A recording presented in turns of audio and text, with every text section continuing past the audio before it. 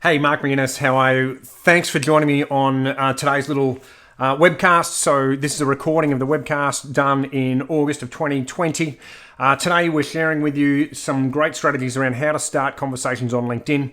We know there's lots of people on LinkedIn at the moment. There's lots of people working from home and people are using the platform effectively. And what I'm going to do is share with you a couple of strategies that you can apply to start conversations without sounding like or not, without being, Mr. Sammy Spammer.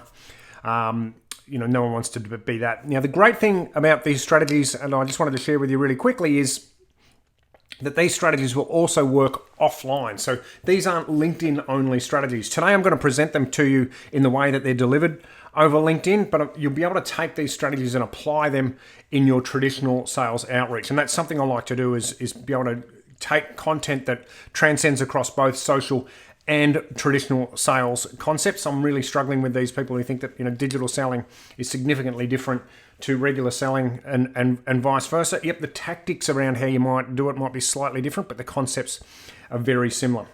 So I know that you want content straight up and you don't want a lot of mucking around. So here's the 3 strategies that I'm going to share with you in detail as we go through the session today. So my 3 strategies are: number 1, asking for advice; number 2, gain permission; number 3, my birthday strategy, which I've stolen from Phil Gerbishank. Thanks, Phil. And if we get time, I'll run through, I'll share with you a bonus strategy I've come up with as well. So we'll hold that one until the end of today's session. Okay, so why should we be spending our time on LinkedIn and trying to start conversations now? What's the big deal? Well, LinkedIn themselves have told us that through their research, in April 2020, they're seeing a 26% increase in LinkedIn platform use. So LinkedIn's overall customer base has only grown by about 10 million people, which I know is a lot, but to about 705 million people on the platform over that time frame. But there's a 26% increase of people on the platform. This means that your existing connections, your existing customers are more likely to be on LinkedIn now than what they were pre-COVID, so before April. The other thing is that a lot of these people that are coming onto the platform now are going to be less experienced. So they're not going to have a lot of the prejudices that some of the people that are on LinkedIn already have. So, they haven't been exposed to a bunch of crazy outreach. And they're probably looking for opportunities to get involved in some communication. They're looking for answers for their business. So, if we can open these conversations without being spammy, without, pitching, there's a high probability that we're going to be able to start more good conversations online than what we were previously. So it's a great opportunity for us to take advantage of that. So there's 3 common mistakes that I see people make over and over again, and these mistakes will stop you from being successful. So I'm sharing these with you now because if you go away and apply these strategies and you're not successful, then chances are you're making these errors somewhere. So, of the hundreds of people that I've trained on LinkedIn, maybe even thousands these days, any challenges people have comes back to this. Their profile is not compelling. And what I mean by compelling is it needs to be compelling to your target audience. So not compelling to you, so if you think about your ideal customer, your ideal client, the people that you're trying to start conversations with, they should see your profile and think that's somebody I want to be connected with. If they're not seeing that, if then that's not what they think, then we're missing the mark as far as our profile is concerned. The second one is our network is incorrect. We've got too many of the wrong people in our network, or we don't have enough of the right people, which is a different way of saying the same thing. And this usually comes about because of one of 2 things. So usually when people connect, they have a connection strategy that is either A, I'm going to connect with anybody that sends me a connection request, or B, I'm only going to connect with people I know and trust. And both these strategies are incorrect. So the first one, I'm going to connect with people who send me a connection request, means that you're going to fill your network up with people from a really broad spectrum of people. And if you start posting your content, they're not going to be able to interact with it because they won't see any value in it. The second one, of course, is you're not taking advantage of the social networking. The whole thing about social networking is you get your message out into a broader audience of people who might like to hear it. So you need to have a strategy to build out a good, strong network.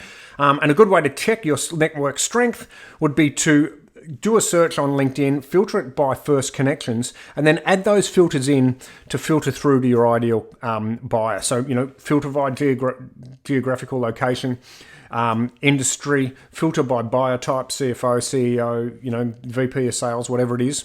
And then have a look how many of your first connections are actually fit your buyer, ideal buyer profile, and then divide that by your total number of connections, and that'll give you a percentage. And so to give you an idea, I run at about 85% strength. So it's a good way to figure whether your network's getting better or getting worse, because a large network on its own is not necessarily a great thing, but a good concentrated network is. And the third thing is poor messaging. We're going to cover messaging today. We're not going to cover the other two. So if you've got concerns about the other two, we'll need to address them some other time. So I'm suggesting we should be making outreach on LinkedIn. I know some people will tell you that you need to post content mindlessly on LinkedIn and people are going to reach out to you. I'm sorry, but that just doesn't work, okay?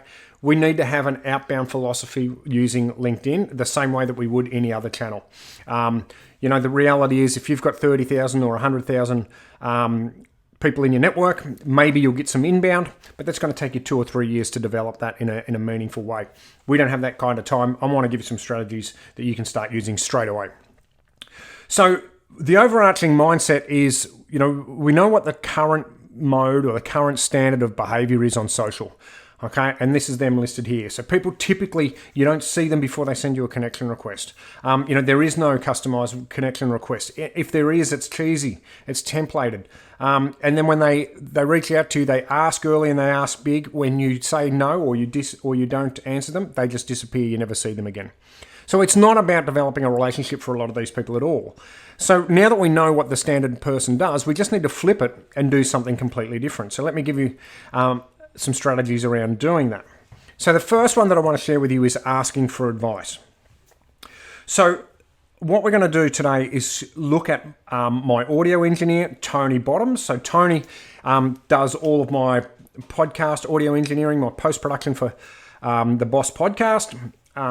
And he wanted to try and start conversations with some new podcast hosts about whether they could use his services or not. So I'm going to use his examples here. And the reason I'm doing that is because he's come off a base of 160 odd connections in the last 3 weeks. He's just done his profile. It's not perfect. I can't get him to smile on his picture. So it's great. So it's an easy way for us all to get some clarity around what's possible, even with coming off a very low base. And what Tony did was we developed a draft for an infographic, okay? And it was literally 3 pages of PDF, and it was 5 things every podcaster should know, and then he listed out what he thought the 5 things were, put in a paragraph and a half, or so for each point, and then he sent that out to people so he'd connect with people, and he'd say, hey, Mark, I know we've just connected, but I can see that you're running a podcast. Would you like to could I ask you to have a look over my PDF of my 5 things every podcaster should know? Do you think this is right? Is there anything that I've missed out? I want to make an infographic, but I want to make sure that the information is right. Guess what? He got about 50% of people sending back going, yeah, sure, Tony, I think that's pretty good, or you've missed this point. Did you think about including this? And so he was able to start a conversation really easy with these brand new connections just by asking for advice. So the question is, and what I like about this, and the reason why I'm sharing this, is there is no infographic. There is no marketing department behind this. It's just a bit of text. So it doesn't matter what business you're in. You can come up with the 4, 3, 5, 7 things that's important to your industry, and you can reach out to them and say, hey, I'm trying to figure this out. I'm trying to create something that's of value for our network. You're exactly the type of people we normally talk to. What's your thoughts? Can I have some input? And of course, there's another way that you can do this and do this really well is the new polls feature. And so here we go. Tony's doing the same thing, but taking it online, creating a poll. You can create a poll over 3 weeks. And anytime you connect with somebody, you simply say, hey, Mark, I've run a poll over here. I've tagged you in that poll. Would you mind going across and voting? I'm trying to get some information around what other challenges podcasters have. Okay? And then you go, and of course that means that once you've done that, you've got the opportunity to go back once the poll's finished and disseminate that information. Say, hey, Mark, thanks for taking the poll. These are the results. How did you think? Blah, blah, blah. And even if I didn't take the poll, Tony can still reach out and say, look, I don't think you took the poll, but here's the results. So, we're breaking that pattern of pattern interruption. And instead of asking for them to do something for us, we're asking them to do something for them, and for the broader podcasting community. all we're trying to do is start a conversation in a way that's going to create, a conversation for us going forward that we can start talking about our products and services. And of course, Tony can very easily transition into a conversation about podcasting and audio management off the back of these types of interactions. You'll notice that what we're doing is we're not pitching, we're not asking for time in their diary. We're actually creating this touch system where we go, okay, how can Tony build out 1, 2, 3, 4, 5 touches before he asks for something of value, something of value for him, before he asks if he can have a conversation about being their audio engineer. So go to my website, markmc.co. You can download this infographic. There's a lot more to it than this. This is just a snapshot. And look for resources or free stuff and download the social model. Our second one today is asking permission. Now, this one's a great strategy. I've been using it. It works really well. It's a bit counterintuitive. And what we do, instead of sending something on LinkedIn through a message and saying, hey, would you like to come to this webinar? Here's the link.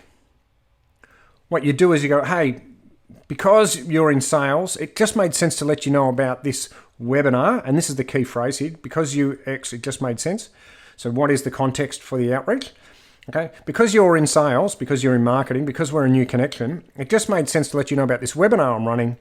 Did you want a link to the webinar? So instead of sending the link, I say, do you want a link? And I'm getting 60% of the people are saying, yes, Mark, send me the link. And they're giving me the permission to send them the link. Whereas if I just push the link on them, okay, that's much more pitchy, and I'm getting significantly less people engaging with me in a conversation up until that point. So you're giving people the option to opt in rather than trying to speed up the process. And I know as sales and marketing people, we often think, how can I make this faster? How can I make this process more efficient or more effective? Where I think, what we need to do in this piece is stop, think about what we're trying to do, and we're trying to start a conversation. And in order for us to do that, it's a two-way communication. So what I want is people to come to the webinar. And the best way for me to do that is give them the option to do so. And I know there's a lot of people that are on this webinar that have actually gone through this process. So, the question is, what have you got that you can ask people? Now, of course, we could do that with Tony's infographic. Hey, we've just finished making a infographic. Would you like the results? Hey, I've just got all those poll results in. Would you like the results? Yes. Okay, well, here's the results, and I think they're important for you because, bang, so straight away. You have to remember that the whole concept around building rapport is about the frequency and the quality of exchange. So the more that we talk, the more that we swap information with each other, the more comfortable we're going to be. So if I can have a conversation with Tom and it takes me 3 or 4 messages on LinkedIn to get him to subscribe to a webinar, whilst that sounds like that's a lot more effort, the quality of the relationship between Tom and I is significantly higher as a result. Even though I might have been able to get him to engage to the webinar with just one click. So just think about how can you put a permission step in there to get a stronger level of engagement. The last one is the birthday strategy. So some of you might have seen me post this recently. I had Phil Gerbishank on the Boss podcast recently. Phil's a great guy, and he shared with me this great strategy. You can go to YouTube and find exactly how to do that. If you go to my YouTube account, there's a 5-minute video there to show you exactly how to set it up on LinkedIn. But in short, every day I get a notification that there's a bunch of people's birthday on LinkedIn. I then go out and look at those profiles, and it gives me the opportunity to do 2 things. One, it gives me the opportunity to look at people's profile and determine whether I still want them in my network. So times change, things change. If those people are no longer suited to my network, I can take them out, unfollow, or even disconnect. That means that my network strength is being improved by taking poor connections out, for want of a better word. The other thing it gives me the opportunity to do is reach out and talk to them about their birthday.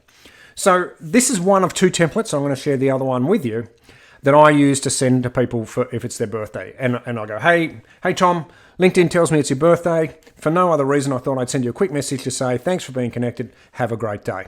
Pretty generic.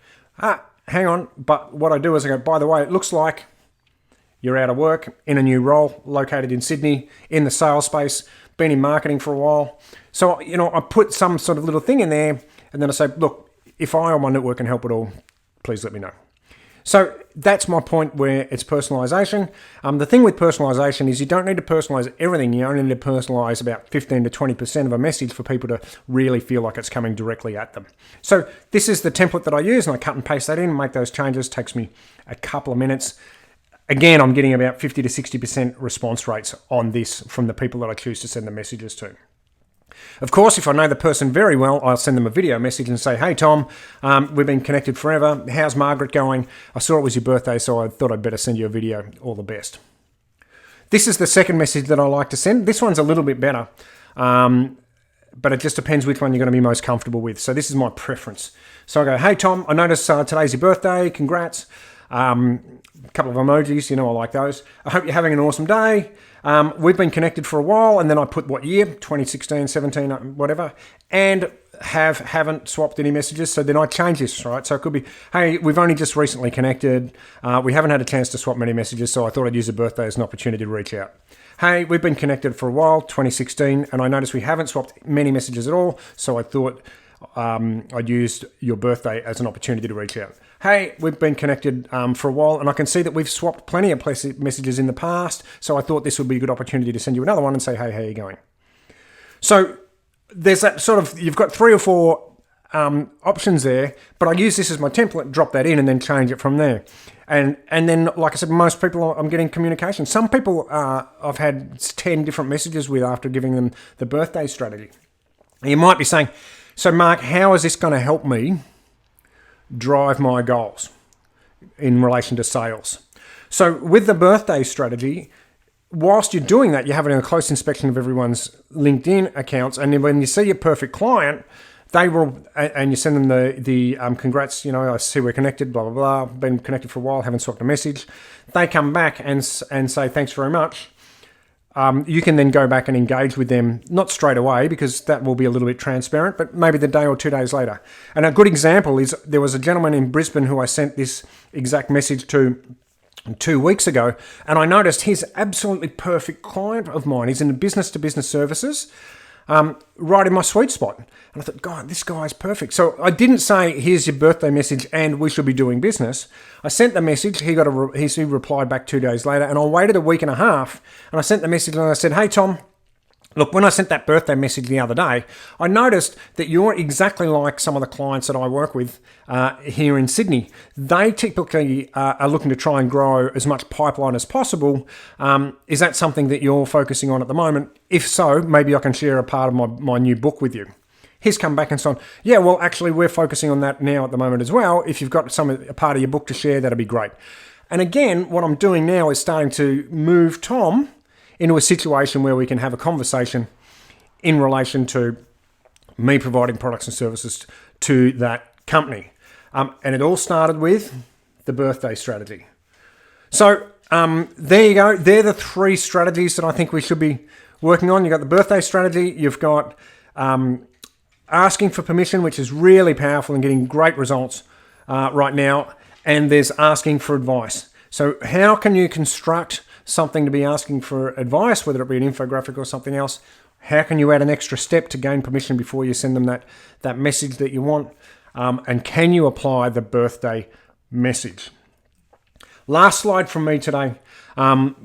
Big news. I've actually moved to a newsletter distribution service recently. So what that means is every fortnight I'm sending out a mailer with the absolute highlights of my very best content, not only the content that I write and I produce, but the content that I find. Also tactics, social plays, sales strategies, from you name it. I consume about 15 hours, 16 hours of content every week, and I'm going to condense that into a fortnightly emailer and send it out. If you're not yet registered, go to markmc.co, look for subscribe and sign up to my mailing list. We've got 1,000 odd people on there already, sales professionals. So if you're a sales or marketing professional, come across and do that. In closing, the Boss Podcast, if you like these types of strategies, some of these strategies are on the Boss Podcast, so you'll catch them nice and early. And some of these strategies are also in the Tactical Pipeline Growth book. So grab a copy of that. You can grab that either on Amazon or through my website. And lastly, we've now created a brand new work from home social for sale. So the online social media LinkedIn training program. You can access that after Monday, the 24th of August. So you're getting a bit of a scoop here directly from markmc.co. That's it from me. Really appreciate your time. And, like, share, comment, let your friends know about Mark McGuinness, the Tactical Pipeline Growth Boss Podcast.